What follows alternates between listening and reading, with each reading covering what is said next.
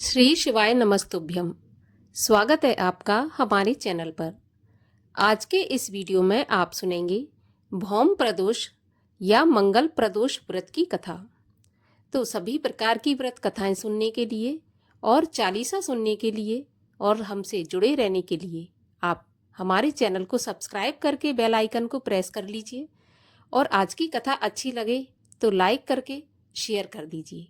तो चलिए अब सुनते हैं भौम प्रदोष या मंगल प्रदोष व्रत की कथा। विधि विधान सहित त्रयोदशी व्रत करने वालों को सूर्योदय से पहले ही ब्रह्म मुहूर्त में उठकर नित्य कर्मों से निवृत्त होकर भगवान शंकर का स्मरण करना चाहिए। व्रत वाले दिन भोजन नहीं करना चाहिए। सायंकाल को जब सूर्यास्त में 1 घंटा शेष रहे तब स्नान आदि कर्मों से निवृत्त होकर सफेद वस्त्र धारण करके पूजा के स्थान को स्वच्छ जल और गाय के गोबर से लीपकर मंडप को भली भांति सजाकर 5 रंगों को मिलाकर पुष्प की आकृति बनाकर और कुशा के आसन पर पूर्व दिशा में या फिर उत्तर दिशा में मुख करके बैठकर भगवान शंकर का पूजन और ध्यान करना चाहिए। ओम नमः शिवाय इस मंत्र को पढ़कर जल चढ़ाएं और अपनी सामर्थ्य के अनुसार जो भी सामग्री है भगवान शिव को अर्पित करें। त्रयोदशी अर्थात प्रदोष का व्रत करने वाला मनुष्य सदा सुखी रहता है। उसके संपूर्ण पापों का नाश इस व्रत से हो जाता है। इस व्रत के करने से विधवा स्त्रियों को अधर्म से ग्लानि होती है। सुहागन नारियों का सुहाग सदा अटल रहता है। बंदी कारागार से छूट जाता है। जो भी स्त्री पुरुष जिस कामना को लेकर इस व्रत को करते हैं उनकी सभी कामनाएं कैलाशपति भगवान शंकर पूरी करते हैं। श्री सूत जी कहते हैं कि त्रयोदशी का व्रत करने वाले को 100 गौदान का फल प्राप्त होता है। इस व्रत को जो भी विधि विधान और तन मन धन से करता है उसके सभी दुख दूर हो जाते हैं और जीवन में सुख समृद्धि प्राप्त होती है। तो मंगल प्रदोष के दिन भगवान शिव की आराधना के साथ साथ हनुमान जी की आराधना भी विशेष फलदायी रहती है। तो चलिए अब हम श्रवण करते हैं भौम त्रयोदशी व्रत की कथा। सूत जी बोले, अब मैं मंगल त्रयोदशी प्रदोष व्रत का विधि विधान कहता हूँ। मंगलवार का दिन व्याधियों का नाशक है। इस व्रत में एक समय व्रती को गेहूं और गुड़ का भोजन करना चाहिए।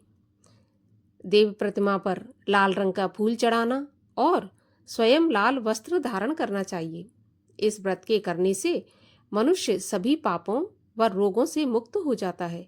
इसमें किसी प्रकार का कोई संशय नहीं है। अब मैं आपको उस बुढ़िया की कथा सुनाता हूँ जिसने यह व्रत किया और मोक्ष को प्राप्त हुई। अत्यंत प्राचीन काल की घटना है। एक नगर में एक बुढ़िया रहती थी। उसके मंगलिया नाम का एक पुत्र था। बुढ़िया को हनुमान जी पर बड़ी श्रद्धा थी। वह प्रत्येक मंगलवार को हनुमान जी का व्रत रखकर तथा विधि पूर्वक उनका भोग लगाती थी। इसके अलावा मंगलवार को न तो घर लीपती थी और न ही मिट्टी खोदती थी। इसी प्रकार के व्रत रखते हुए जब उसे काफी दिन बीत गए तो हनुमान जी ने सोचा कि चलो आज इस बुढ़िया के श्रद्धा की परीक्षा करते हैं। तो वे साधु का वेश बनाकर उसके द्वार पर जा पहुंचे और पुकारा, है कोई हनुमान का भक्त जो हमारी इच्छा पूरी करे। बुढ़िया ने यह पुकार सुनी तो बाहर आई और पूछा कि महाराज क्या आज्ञा है।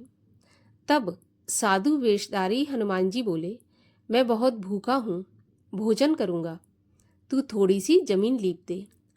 तब बुढ़िया ने बड़ी श्रद्धा से कहा कि प्रभु, लीपने और मिट्टी खोदने के अतिरिक्त जो भी काम आप कहें वह मैं करने को तैयार हूँ।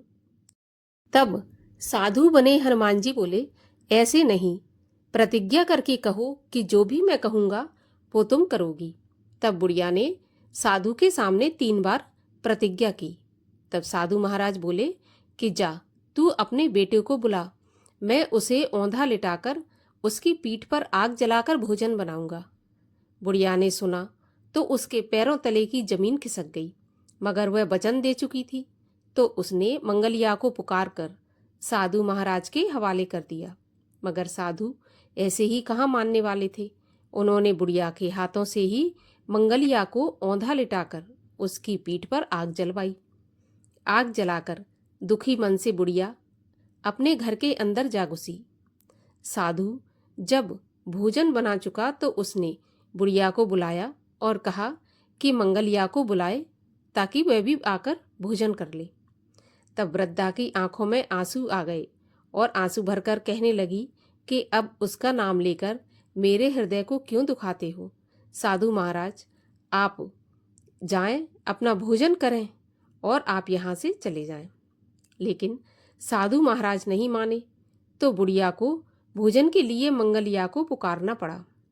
बस पुकारने की देर थी कि मंगलिया बाहर से हंसता हुआ घर में दौड़ा आ गया। मंगलिया को जीता जागता देखकर वृद्धा को सुखद आश्चर्य हुआ। वह साधु महाराज के चरणों में गिर पड़ी। साधु महाराज ने उसे अपने असली रूप के दर्शन दिए। हनुमान जी को अपने आंगन में देखकर वृद्धा को लगा कि उसका जीवन सफल हो गया। इस प्रकार मंगलवार का प्रदोष व्रत रखने से बुढ़िया के पुत्र को लंबी आयु एवं स्वास्थ्य प्राप्त हुआ।